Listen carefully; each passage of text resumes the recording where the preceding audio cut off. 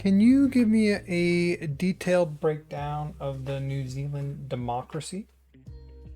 Can you compare and contrast this to the US democracy? Can you give me pros and cons for each democracy?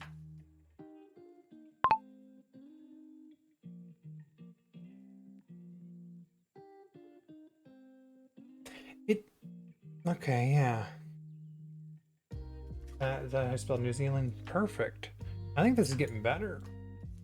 Okay, can you give me a detailed breakdown of the New Zealand democracy? Can you compare and contrast this to the US democracy? Cons for each. Can you compare and contrast the two different democracies? Okay, that should be enough. That should be enough. Let me fix this while this versus U.S. democracy go down.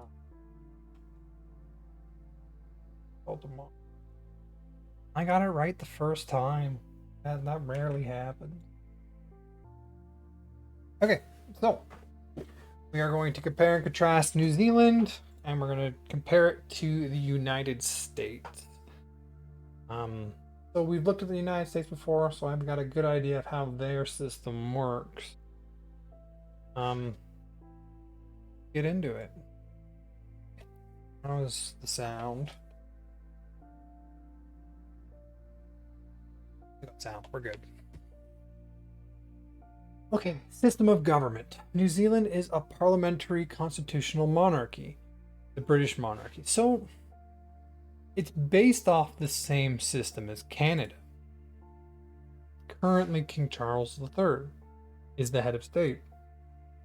I think that's still the same for Canada.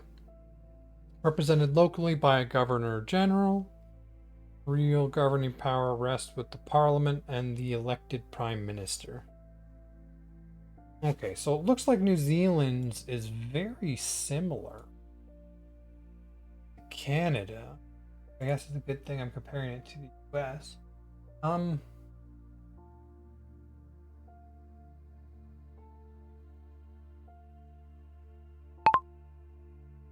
Democratic Index chart.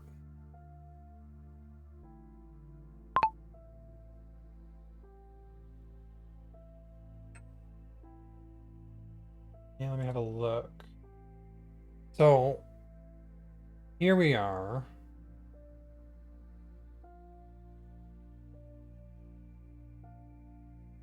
Hide my. These are the democracies. Economic Intelligence Unit. Canada's 8.69. Norway. New Zealand, number 2, 9.61. And it looks like they have the same base system that we have.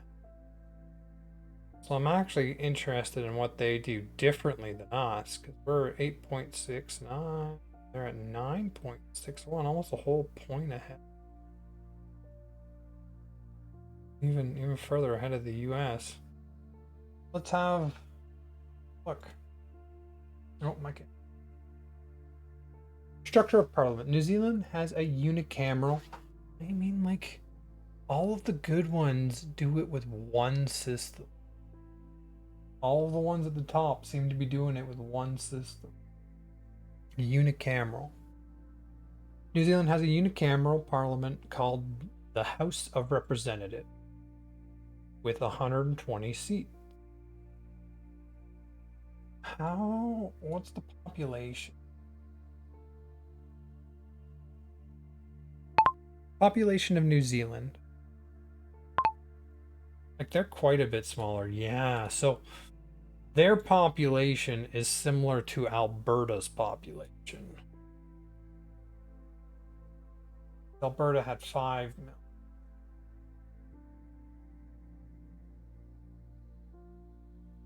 There is no upper house. Senate was abolished in 1950. I mean, good job. Good job, New Zealand. We're still trying to get rid of ours here. It's annoying. This makes lawmaking faster and less bureaucratic. Electoral system, MMPs, mixed member proportional. Okay, so Canada uses a first past the post system. Denmark was proportional representation. And this is a mixed member proportional. How is this different? This is one of New Zealand's most distinctive features. Voters cast 2 votes. Party vote determines the overall proportion of seats each party gets in Parliament. Electorate vote elects a local representative for their geographic area. So they have broken the system up. You are voting for power in your federal government through the party vote, and the electorate vote is your elected representative.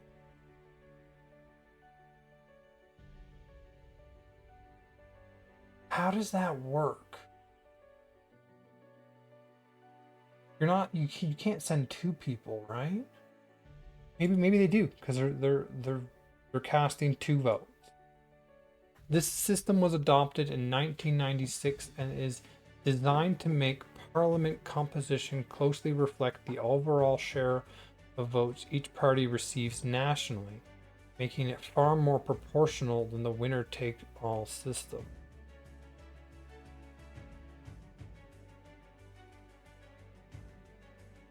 Okay. So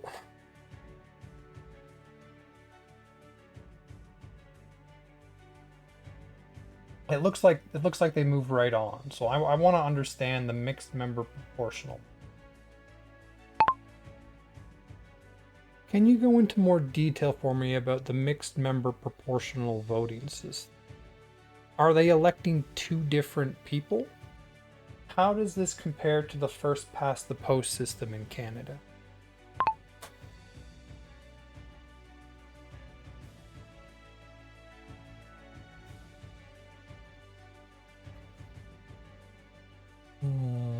Okay. Ooh. Yeah, we'll get back to that. We'll get back to that.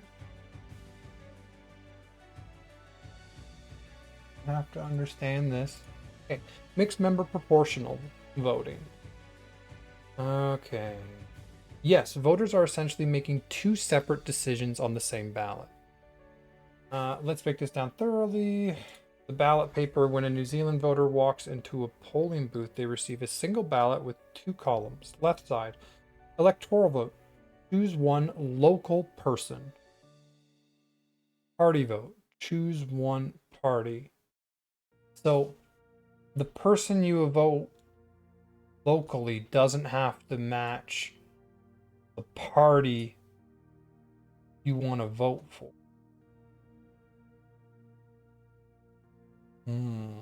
So then, is the left side of the ballot more like a municipal government? Like, are you voting for the municipal government and the federal government? These are 2 completely independent choices. A voter can, for example, vote for a National Party candidate on the left side and give their party vote to the Green Party on the right. This is called ticket splitting and is perfectly legal and common. Vote number 1, the electorate vote, left side. New Zealand is divided into 72 geographic electorates. Constitution. So we call those riding, including 7 dictated Maori electorate. Each electorate elects 1 local MP, member of parliament. It uses first past the post. Don't like first. Whoever gets the most votes in that electorate wins the seat. This MP is called an electorate MP and represents that specific geographic community. They go to parliament regardless of how their party performs nationally. Think of this as your local representative vote. Okay. Okay.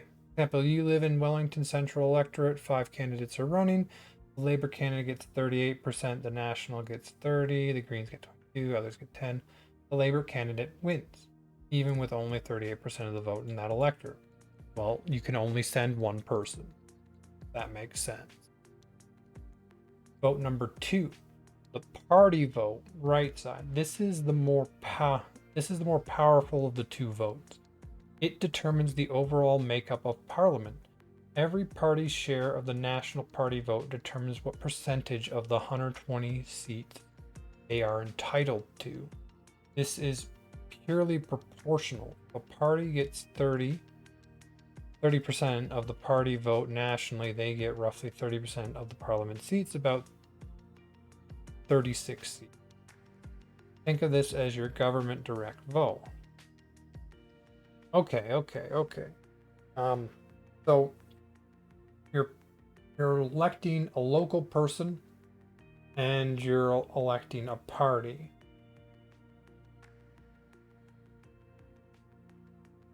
But like, what if numbers don't match?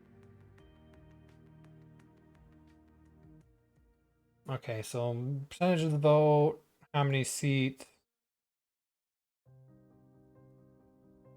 Okay, I definitely missed something here. Example of how seats are allocated nationally. So we'll look at the National Party. They got 38% of seats. They get 46 of the 120 seats. Electorate seats 1. So this means the people on the left side, 30 of them won. List seats needed. So that means they have 16 seats that they have to fill.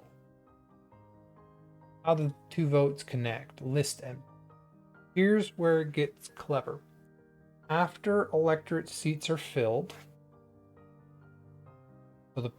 so they're entitled to this many seats, they have this many people that got elected. After electorate seats are filled, Parliament needs to be topped up to match each party's proportional entitlement. This is done through party lists. Before each election, every party publishes a ranked list of candidates, their party list. If a party is entitled to more seats than they've won in electorates, they fill the gap by pulling candidates off their list in order. Electorate MPs won their local seats directly. List MPs enter Parliament through the party list top up. Okay. So, is there 120 ridings? Oh, no. 72 geographic electorates. So there's more seats than there is people being elected. So the left side, there's more national seats than there are people that you'll be able to put into them. So you'll always, I mean, not guaranteed, but you're almost always going to end up with list seats needed. And each party brings up additional people to make up the list seats. So the people you vote for, they all go and they have power. So the left side, everyone goes there, they have power. And then the right side, you're giving additional power to a party. That party is then able, like, they'll post their list of people that they're going to pull up and into the party if they have room based off their entitled seat. This sounds horribly confusing. But also, like, considered the second best in the world. So let's continue. Example, Labor wins 20 elected seats but is entitled to 32 based off their party vote. Labor will pull the next 12 candidates off their pre-published list to fill the gap. Those 12 people are now list MPs. They represent the whole country, not a specific electorate. This means parties strategically place important candidates high on their list to ensure they get into parliament even if they lose their local electorate race. Oh, that makes sense. So your list MPs will obviously contain all of the people running in like the 72 different geographic electorates. Those will be the party on the list. And so even if someone loses, if they're high enough on your list, they can still be pulled up to fill list seats. Okay. Those still people. Okay. The 5% threshold rule. To prevent Parliament from being fragmented by dozens of tiny party, there is a minimum threshold. A party must receive either 5% of the National Party vote or win at least one electorate seat to qualify for list seat. If a party gets 4.9% of the vote and wins no electorate, they get 0 seats. So you have to have a certain amount of pull in order to create a party. You have to be able to win an electorate or to have more than 5% of a national vote. I mean, those are reasonable. You have to win a place, or so get a majority in a single riding, or get 5% national. Those are reasonable. This is probably the easier, like the whole. I don't know. Like you're still only voting for one, right? So this is designed to make it difficult for a new party to not impossible and easier than in systems like the UK, where we recently have seen several new parties show up. But still not exactly easy. The threshold keeps Parliament manageable while still allowing smaller parties a path in. Yep. Real world scenario. A voter lives in a safe national electorate but loves green policy. Electorate vote because voting green locally is wasted. The green candidate has no chance. Party vote green. This actually gives the Greens more seats in Parliament. So this part here is similar to proportional representation, where every vote across the whole country matters. Your riding, your local area doesn't matter at all, and you're counted across the whole country. I like that aspect. That's very similar to proportional representation. It's just they also have this aspect too. Green prefers fully counted at the national. Confusing for sure.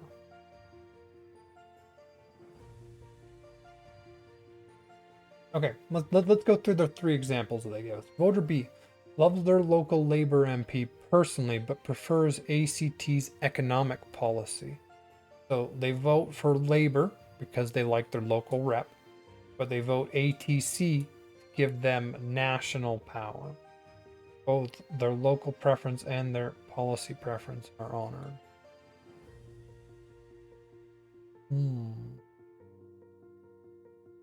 So, in my opinion, this is kind of like an in-between step of a first past the post and proportional representation.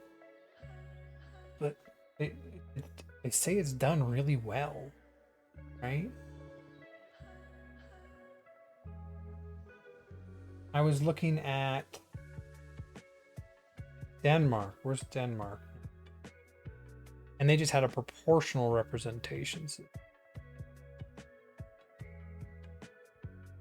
which is, in my opinion, far cleaner, easier to understand than the complex system we're currently looking at. Voter C is a diehard national supporter in competitive electorates. They vote electoral vote national, party vote national. You'll probably have a push to do this, right? The key reason why the mix by the MMP is considered more expressive than a single vote. Okay, so this flexibility is a key reason why. What is this system called again? The mixed member proportional system. Mixed member proportional. Flexibility is key reason the mixed member proportional is considered more expressive than single votes. Also more complicated, for sure. Overhang seats. Occasionally a party wins more electoral seats than their party vote entitles them to. In this case, Parliament temporarily expands beyond 120 seats to accommodate these overhang seats, rather than taking seats away from other parties. This keeps proportionality intact for all other. So if you get a lot of local people that win, but you don't get a lot of national, the right-hand side support, all the local people that win still end up in Parliament. Canada uses pure first past the post, one of the simplest electoral systems in the world, but also one of the most criticized.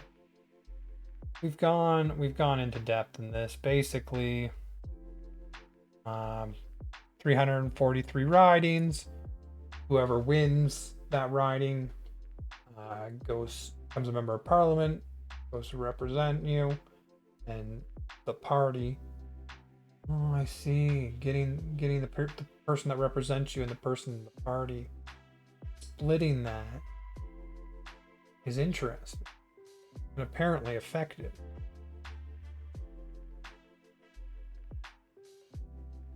Because there's a big issue in the US and to a lesser degree in Canada of people vote with the party. And if you don't vote with your party, you get primaried. They'll put someone else there to represent the party rather than you. Like, who was it? Massey that had a lot of youth support and just got like outspent by the Republican Party and lost his seat. Okay. Each riding elects one MP to the House of Commons. Voters cast a single vote for one candidate. The candidate with the most votes wins. Okay. Yeah, so you vote, that person go, the person who wins. So in Canada's system, you have to win a riding to get any kind of. Means you have to get the most votes, specific riding, to get any kind of power. And so this means that smaller parties largely don't exist because it's very difficult if you're a smaller party and you have like 5 or 10% support across the country to get a majority support in a single riding. So that party usually just doesn't. The Green Party, I think they have 1 seat in all of Canada, and they let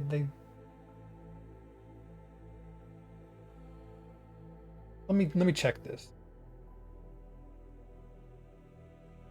In Canadian government, how many seats does a Green Party have? What percentage of votes did they receive in the last election?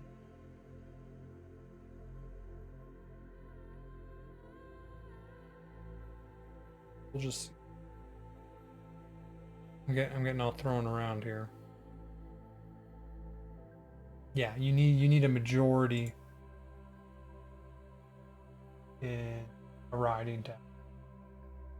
Following the April 2025 Canadian federal election, the Federal Green Party of Canada holds one seat as a common. Green Party received 1.22% of the popular vote nationwide. This represents a decline from... I mean, actually, that's a tiny, tiny percent. I'm surprised they managed to get a seat. At all. They managed to collect it all into one area. So the thing I always talk about is proportional representation.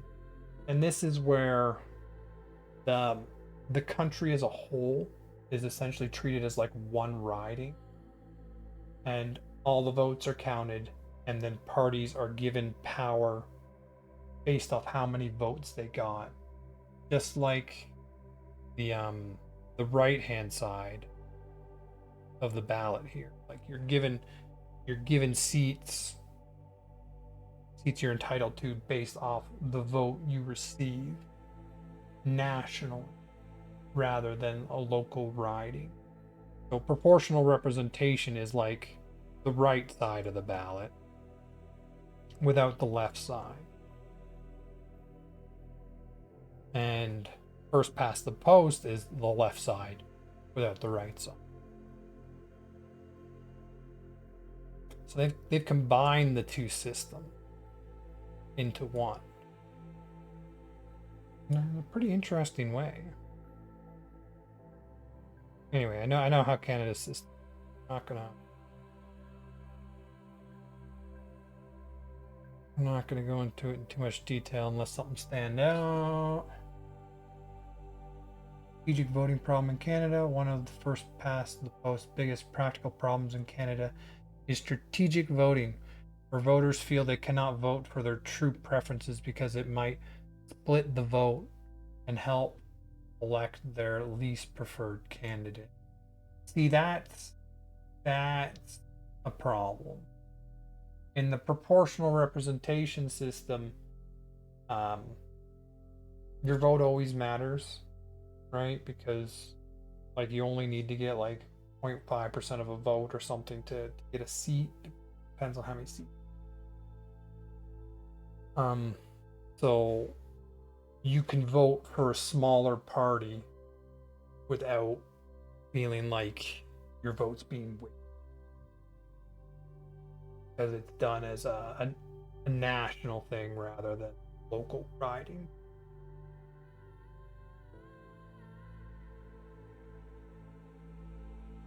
Why doesn't Canada switch? Canada has debated electoral reform repeatedly. The 2015 Trudeau Liberals famously promised 2015 will be the last federal election under first past the post, then abandoned the promise in 2017. Really?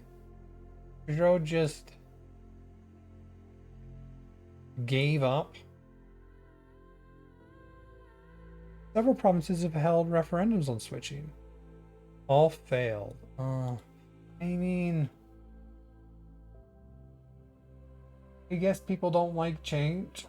The biggest barrier is that parties who win under first past the post are the ones who would have to vote to change it. They have little incentive to reform a system that gave them power. And that's the problem. Once you set up a system, people in power have little incentive to reform it. Many voters also find coalition governments unpredictable and prefer the clarity of majority single party rule. You say that until you have someone like Trump in office, and then you're going to really wish you had a coalition government that better represented the people. Like, just straight up. British Columbia held another referendum in 2018. Proportional representation lost 51 to 39%.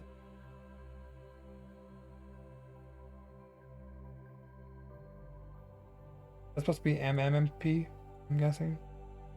Much fairer, more genuine choice, more complex to understand. I mean, but Canada has one of the most educated populations in the world. Coalitions can be slow. Like, if you coalitions is when the ruling party usually you have to get over 50% support to become a ruling party. So your group, your party has to make a coalition with other parties to get above 50% so that you can be considered a ruling coalition. Smaller parties get real seats. Yeah, that local representation. That's the downside of um proportional representation, that you lose a little bit of.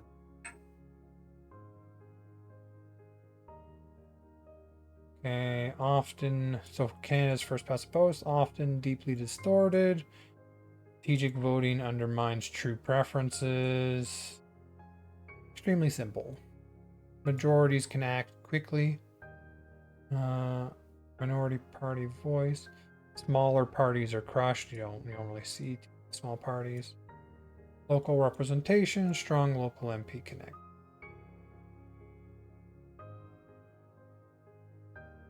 MMP is widely considered the more democratic system in terms of votes translating to seats, but first past the post simplicity and tendency to produce decisive majority governments remains its core appeal, and why countries that have it rarely manage to replace it, even when most electoral experts argue it should be. Once they have power, people tend not to change the system that gave them power. Okay, so now we understand the mixed member proportional. I like it. I mean, I like it more than the Canadian first past the post system. Much more. But if we were to compare it to proportional representation,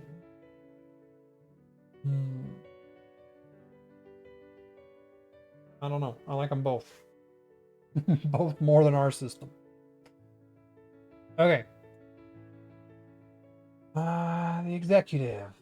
The prime minister is the head of government and is the leader of the party or coalition that commands a majority in parliament.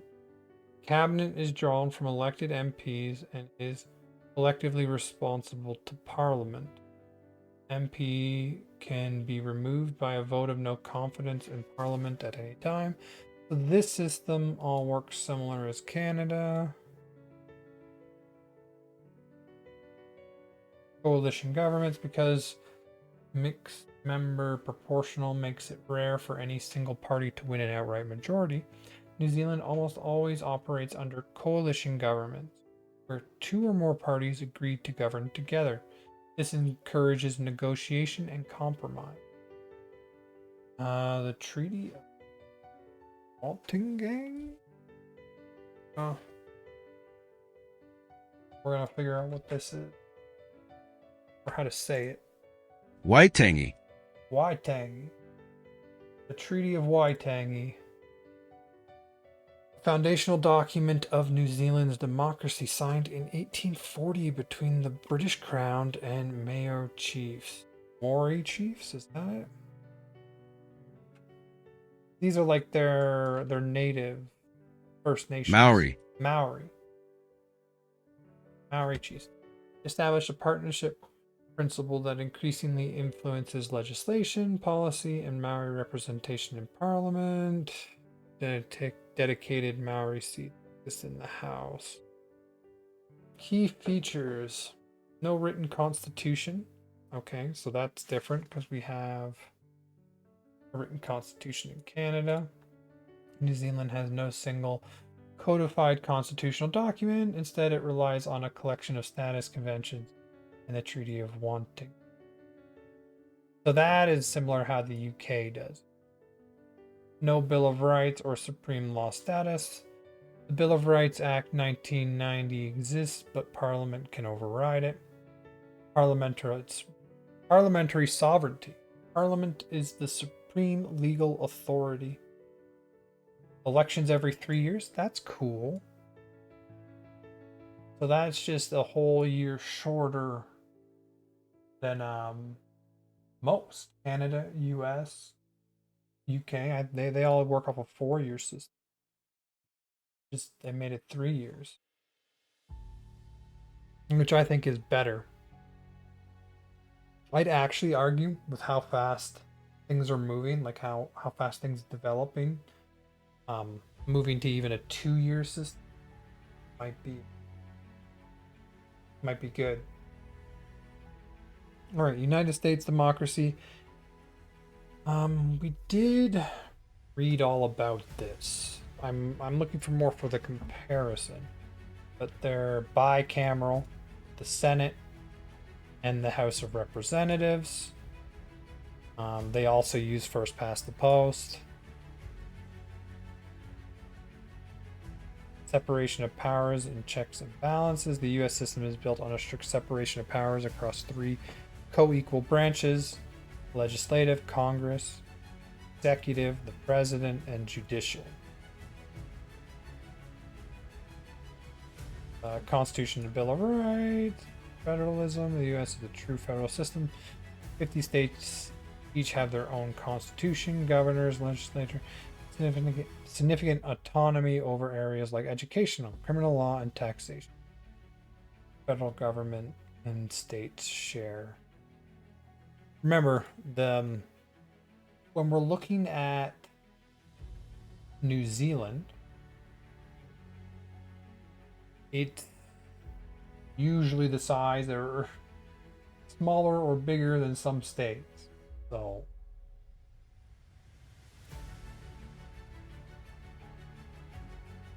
elections every 2 years for the House, 4 years for the President, 6 years for the Senate. Voting 2-party system dominant. Okay. It's giving me charts for the rest. Here we go. Head-to-head comparison. Head of state, government. These are just the things we just read. Pros and cons. This is where we want to get. New Zealand. Let's go through pros and cons. Pros. Mixed member proportional gives fairer, more proportional representation. Smaller, more agile government. Laws pass faster. This like also a smaller place, right? Multi-party system gives voters more genuine choice. Indigenous Maori representation is structurally built in. Lower levels of political polarization. I mean, when you get to pick from more parties, you can pick someone who better represents you. Higher voter turnout and civic engagement. Ranked consistently among the world's least corrupt government. I mean, that's great. That's probably, when you have more parties, corruption is a bigger deterrent, because there's someone whose opinion is close enough to you that isn't corrupt that they can vote for if people dislike corruption, because you have more people, more parties being represented. Then corruption has a bigger political weight. Like in the US, if you're corrupt, well, I mean, what are you going to do? Vote for a party that doesn't align with you at all in any way? That's the big swing you have to take. Whereas I personally like coalition governments, and I think the more parties there are to pick from, genuinely the better representatives you get. Cons. Coalition negotiations can cause political uncertainty and delay. I mean, isn't that just debate, right? Like, you need coalitions, you need to work with other people to get stuff passed. Like, they talk about this as a negative, Whereas this is fundamental of compromise. You need to compromise to get through laws. And when you compromise, you end up with something that's better for a wider range. That's just how I see it. No written constitution means right can be changed by simple parliamentary majority. I mean, there's cons and there's also pros to that. Right now, in the US, Trump's trying to go against birthright citizenship, but birthright citizenship is in their constitution. And changing that is very difficult. And I don't think he's going to be able to do it because of how difficult it is to change the Constitution. Whereas not having a Constitution, just having your government be the supreme authority, means they can make changes and they can be more agile as things change. Because like the problem they're facing in the US, which is people just coming over and having children in the US so that their child's a citizen, that's the problem that they couldn't possibly have predicted when they were writing their constitution. And so the issue that Trump's trying to solve is like it was put in the Constitution for a different reason than the issue he's trying to solve. But he can't solve it because it's in the Constitution. And when something's in the Constitution in the US, it has a much, much higher barrier to go through in order to make changes to it. Okay. Small population means less global political influence. I mean, that's just a factor of New Zealand. Unicameral parliament has fewer checks. A majority can push through controversial laws quickly.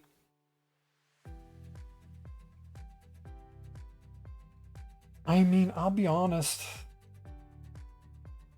Unicameral.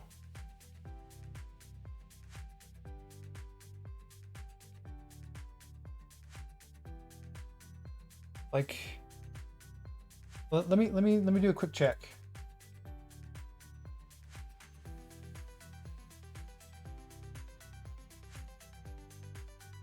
I want to know if the following countries are unicameral or bicameral in government: Norway, New Zealand, Sweden, Iceland, Switzerland, Finland, Denmark, Ireland, Netherlands, Luxembourg. Let's see, because like, as far as I understand, ooh, no, bicameral.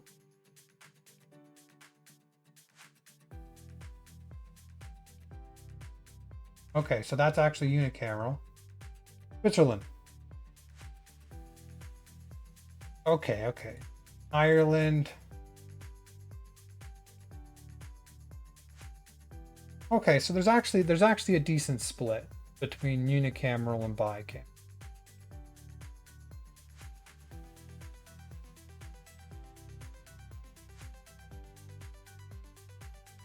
Not a legislative chamber, so that's not really dual cameral either. But there does seem to be at least several bicameral governments.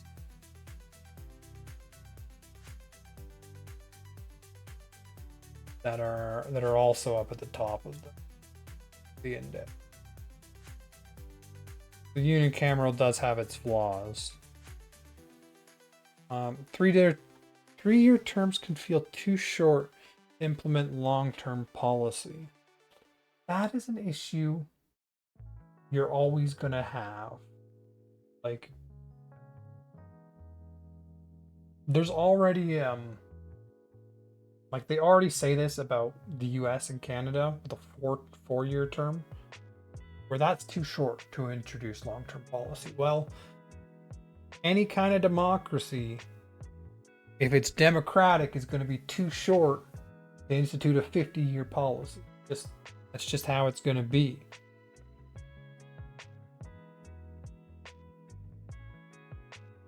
I would personally argue 3-year term provides more accountability to leadership in a smaller time frame. Like technically the US, they have midterms as well, right? So it's actually a 2-year system where you can get your swings. And I personally would say that you should do the presidential election as well every 2 years. To just change the administration. But I mean, Canada just goes straight for the 4 years, right? We don't midterm. Okay. Una, bye. Is this the order that I gave them?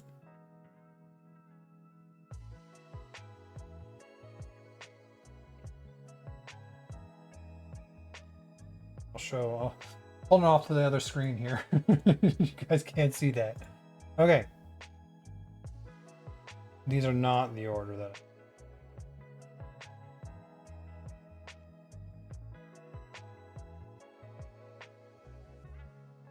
these are all really good scores no matter what, right? Netherlands. So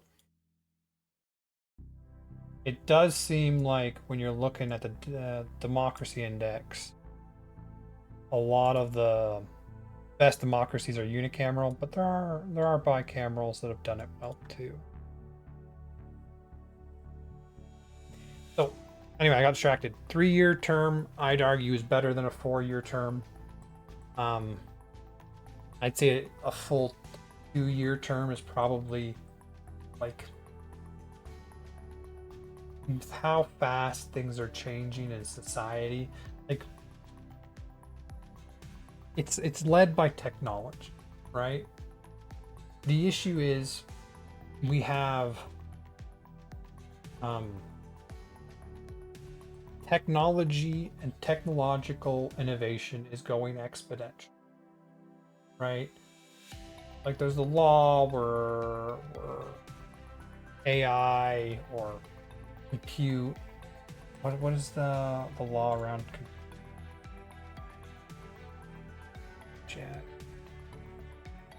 What's the law around compute that says compute increases by a certain amount every so many years? Every film. Like this is held true for a long time. You're thinking of Moore's law. Okay, yeah. Coined by the number of transistors on a microchip double roughly every 2 years. Well, the cost of computers is halved. So this has remained true for a long time. 1965.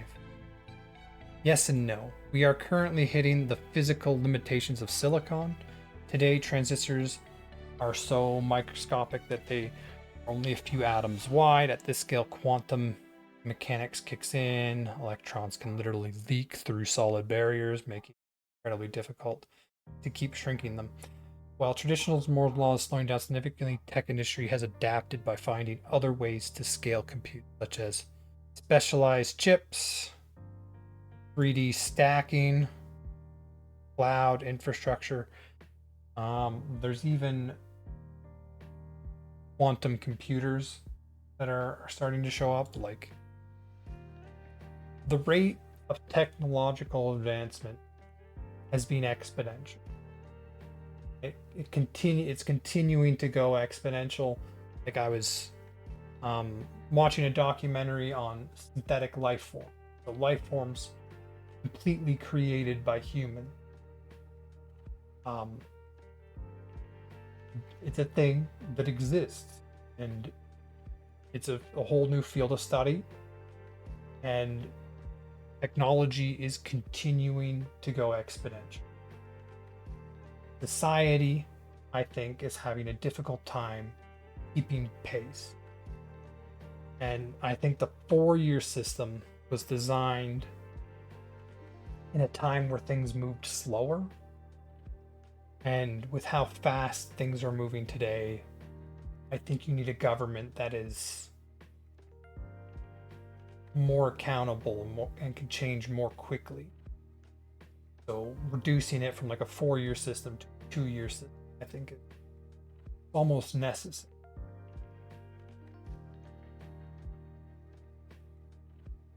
To keep up with the changing time. Actually, I'm just gonna write that down because I want to look into the.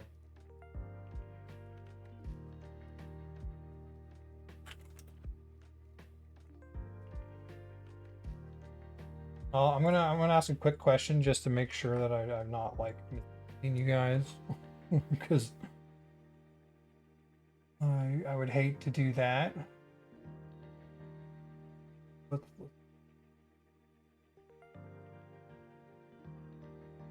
I remember seeing on the news something about synthetic life forms and that they have created bacteria from scratch.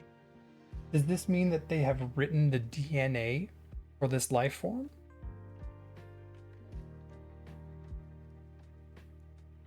Because I've always thought that DNA and AI is going to be one of those terrifying. Yes, that is exactly what it means, but with a fascinating catch.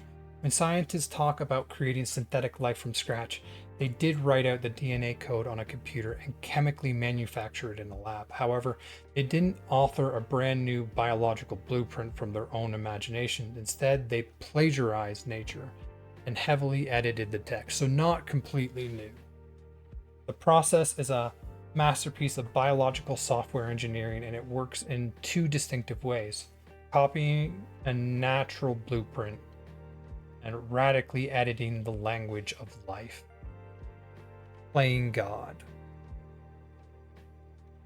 The original milestone, the copy paste approach. The landmark breakthrough you likely remember happening at the J. Bragg Venture Institute. Scientists created JCVI Synth 1.0, the world's first self-replicating synthetic cell. That is indeed what I remember hearing about.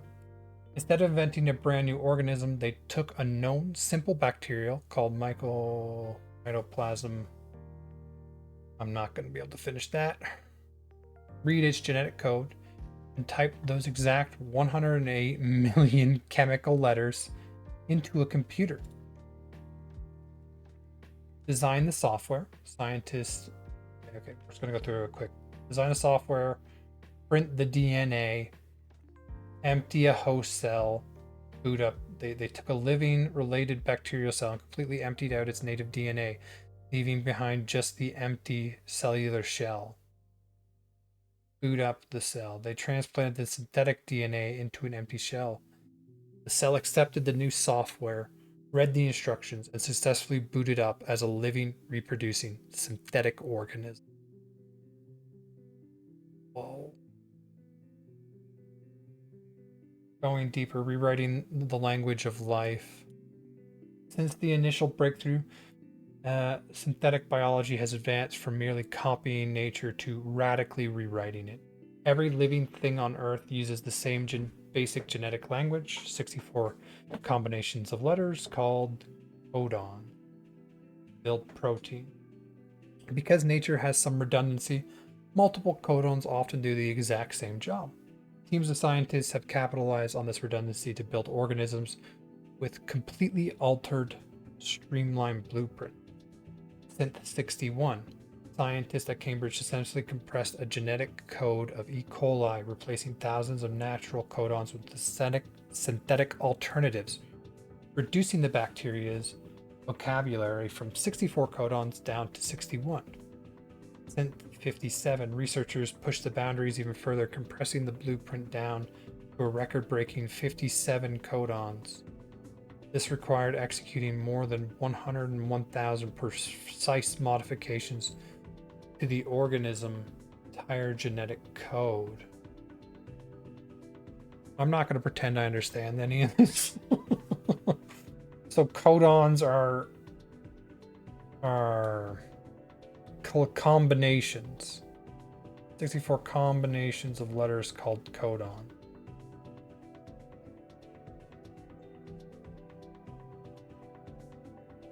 build proteins. Okay, so they're shrinking the genetic code by removing redundancy, but keeping it functionally the same, from what I understand. By removing these redundant words from the genetic dictionary, scientists can repurpose the deleted code to force the bacteria to build entirely new materials, like custom therapeutics. Oh!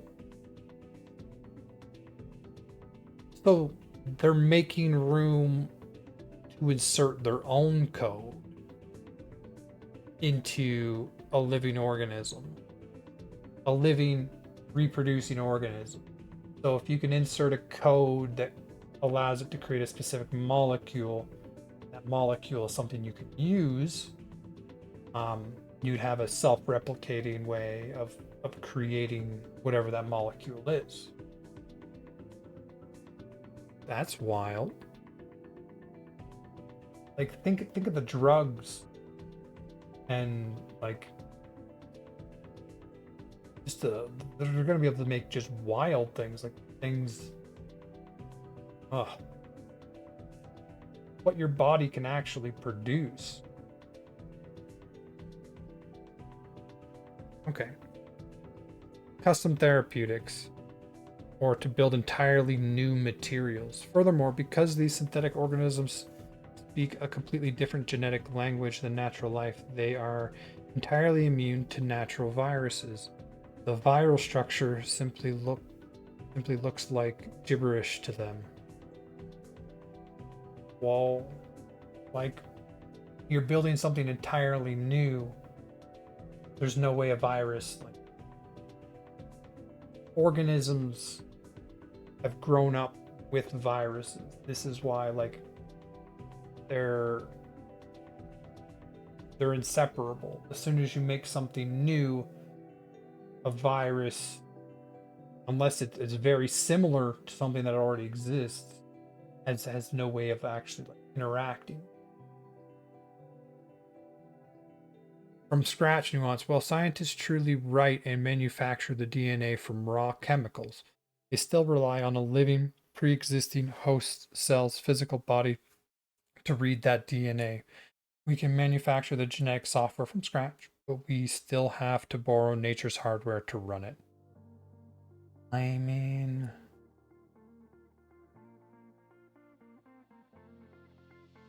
that's wild. And also a massive distraction from New Zealand and what I was talking about. Anyway, I was here. 3-year terms is shorter. US kind of has a 2-year term system, but it's shorter than many others, and I think a shorter terms is something we're going to need more of in the future. Dependence on coalition partners can water down policy mandates. We call that compromise, and I think that's a good thing. Geographic isolation can limit international democratic lead. That's just their geographic. Okay. I've heard New Zealand has an issue with brain drain.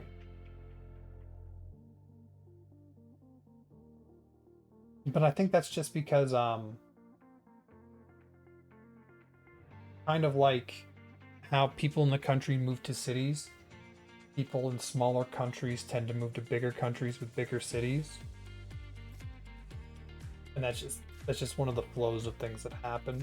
Because in bigger cities you can find better startups and stuff like that.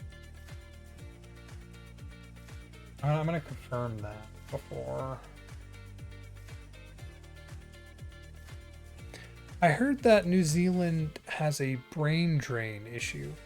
Can you go into details on what's driving this?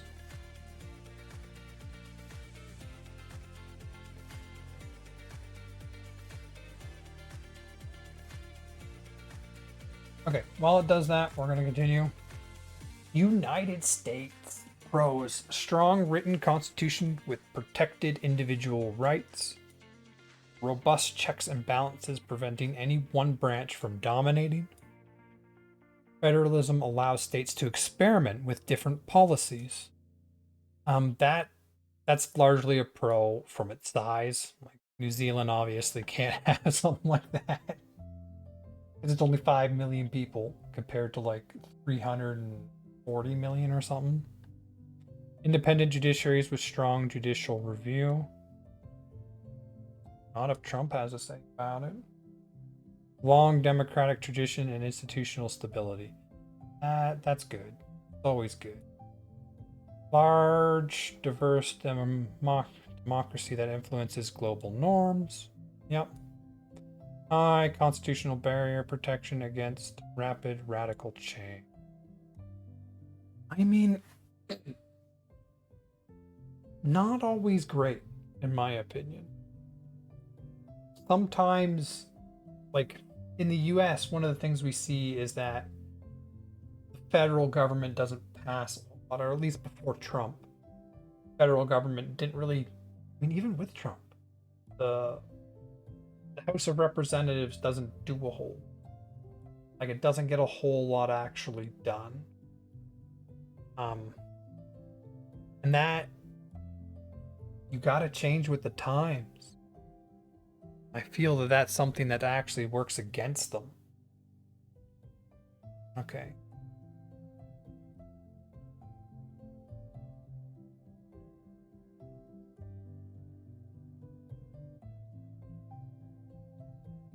Let's see if it figures it out this time. We'll go into cons for the US. Electoral college can result in a president who loses the popular vote. We've seen that one happen. First past the post system effectively locks out third parties and limited voters' choice. I mean, that's the big one. This is why I hate the first past the post. Like, don't get me wrong. Back in like when they were creating this for both the US and Canada, when they were making it, first past the post made sense. It was a system when our best form of transportation was a horse, person on a horse with a letter. It made sense. In today's world, like we're a little bit more advanced, and there is better systems for democracy than the first past the post. I always start inching closer and closer to the mic. Okay. Extreme polarization and gridlock makes bipartisan legislation very difficult. This is the whole, you don't see the federal government doing a whole lot. Senate gives small population state disproportionate power. I think that was just part of their design. It looks like that was just part of their design. I don't know why. That's just how it is. Slow, complex lawmaking process, 2 chambers, presidential veto, filibuster. Okay. Money plays an outside role in election. That's a dangerous one. That's a really dangerous. Lifetime Supreme Court appointments can entrench ideological imbalances. Oh, the Supreme Court, because in the US, like in New Zealand, the elected body is the highest power. Everything else is below. And in the United States, you kind of have 3 centers of power. You have your elected body, you have your president, and then you have the court system. The Supreme Court is an appointment that lasts a lifetime. And it's one of their centers of power. There's supposed to be 3 equal centers of power. So Supreme Court appointments are very, very important towards the future of the United States. So if you get a bad Supreme Court justice in there, you can entrench ideological imbalance. Okay. Brain drain. The brain drain has been massive. Taking point in New Zealand, hitting record-breaking levels over the last couple of years. Give you an idea of the scale, official data from Stats New Zealand shows that New Zealand has been seeing a record net migration loss of roughly 36,000 to 37,000 local citizens annually. So 5 million, they're losing a net 37,000 annually. While overall population numbers stay positive because of new immigrant arriving, the country is experiencing a massive churn, losing high earning educated citizens and replacing them with overseas labor. The cost of living versus low wages. This is the primary engine driving people out. New Zealand has developed a reputation for having London prices on local wages. I mean, the cost of living thing, I think, is an issue in much of the Western world.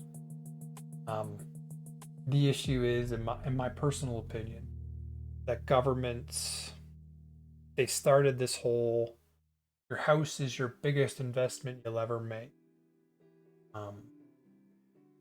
And they pushed that hard. It's like generations of, your house is your biggest investment. Your house price will only ever go up. And for a long time it did. House prices only ever went up. There was the crash, 2008, right? The housing market crash in the US, where that mindset was broken. Canada didn't have that same correction, and so the cost of living continued to go up.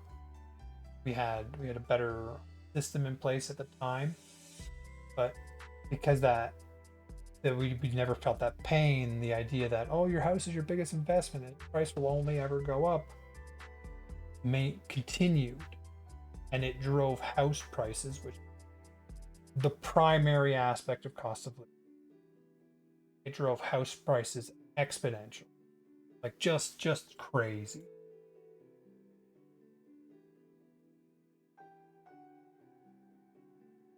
Like it drove them exponential. I go further back. Let me tell you. So there was the crash way, like that, way off this chart.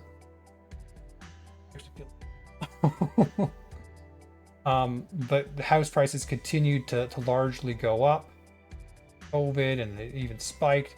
And now, like for the first real time, we are seeing consistent lower house prices, where the whole, your house is your biggest investment, it'll only ever go up, like that's been shattered, right?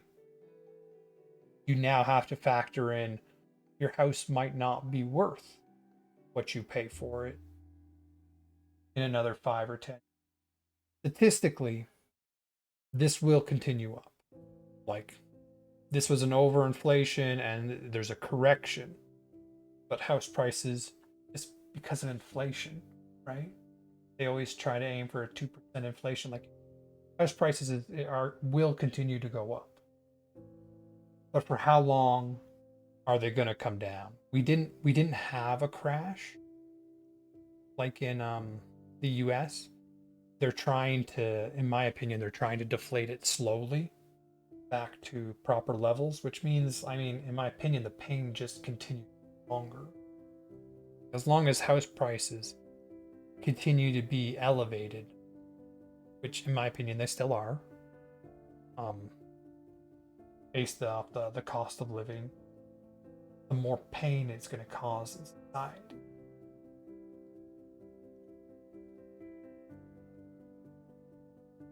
Okay, what was I talking about before this?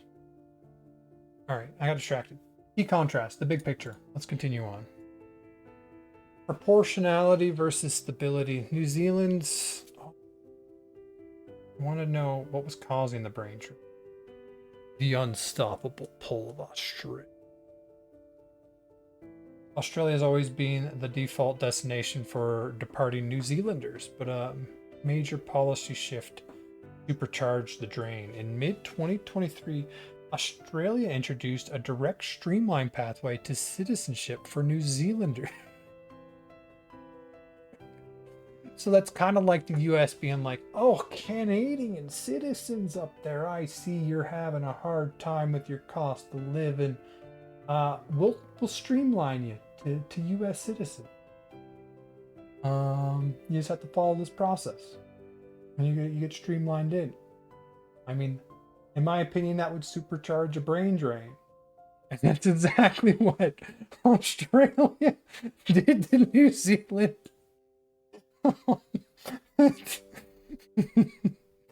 Oh, okay. Okay, so New Zealanders who have lived there for 4 years. So you got to live there for 4 years, and then you basically get citizen.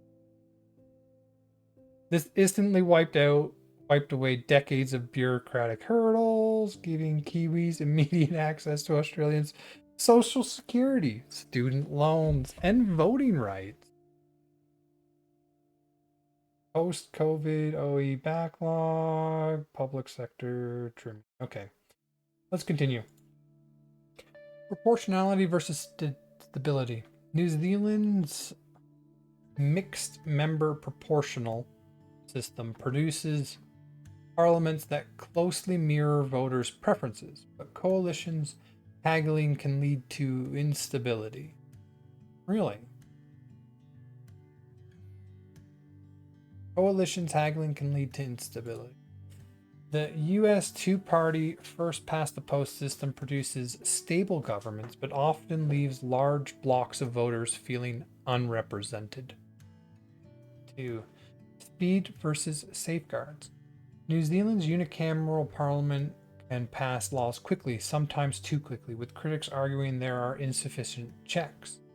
The US bicameral system with separation of powers is deliberately slow, designed to present hasty or overreaching legislation. This also produces chronic gridlock. I would rather a system that's too fast than a system. Because in a democracy, changing a gridlock is almost impossible. Like, gridlock is structural. The problem that we see in the US, and honestly, I don't know if they're flexibility versus rigidity. New Zealand's uncodified constitution is highly flexible. Parliament can adapt it relatively easily. The US Constitution is intentionally hard to amend. We're seeing this with where is it? Birthright citizenship. Right now, we see this with birthright citizenship, and intentionally hard to amend, providing stability and protection for rights, but also making it difficult to modernize. It's difficult to bring into modern pressures, react to modern pressures. Consensus versus adversarial politics. Coalition governments in New Zealand push parties towards compromise and negotiation. The US two-party system tends towards an adversarial zero-sum style of politics where winning matters more than consensus. Centralized versus decentralized. New Zealand is a small, unitary state. National government sets the rules for the whole country. The US federal system distributes enormous power to states, creating 50 different policy environments that can be innovative but also deeply unequal depending on where you are. That's the problem, right? Like, even though I'm looking at New Zealand versus the US, the scales are so different. Like, you're almost better off looking at New Zealand versus a state government, but it's its own country.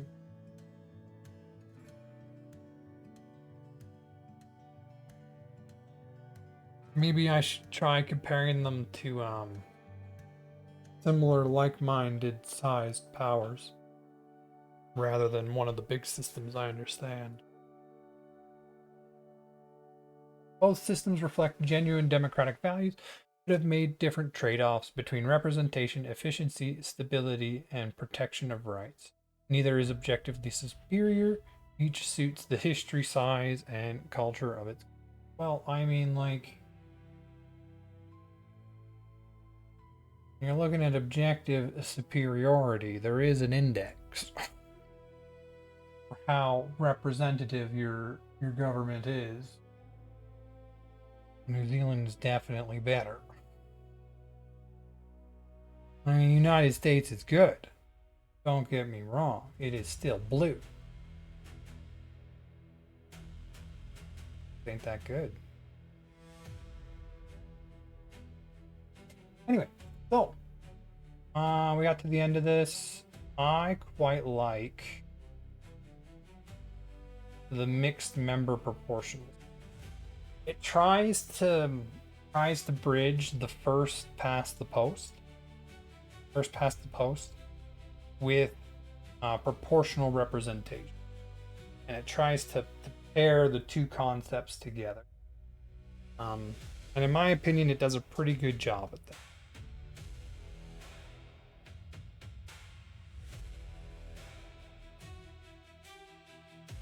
I mean, it shows in their index, right? Second highest. The downsides are it is more complicated. It is also set up to kind of. Let me add another question. How many parties are there in New Zealand? Let's just see.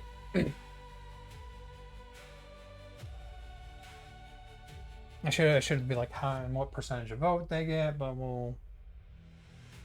it'll probably give us the answer. I think we did enough that I'm not gonna watch the video. That is 12 minutes that I could be talking.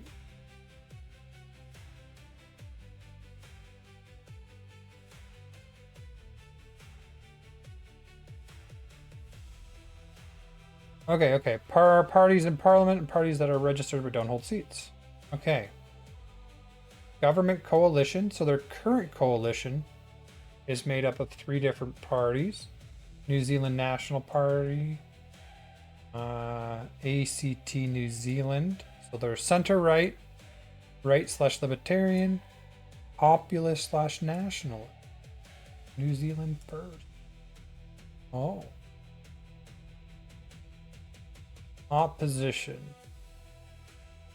New Zealand Labour Party, Green Party. No. Maori Party. Registered party without parliament seats. So it looks like they have a 6-party system, which is better. They've got 5 parties that are registered that don't hold seat. Why so many parties exist? I mean, like, more parties, the more better, in my opinion. Ooh, November 7th, 2026, which determine the composition of the 55th Parliament. Given current polling and coalition dynamics, it is likely the 6-party landscape will continue, though the balance of power between them may shift significantly. Interesting. They got an election coming up.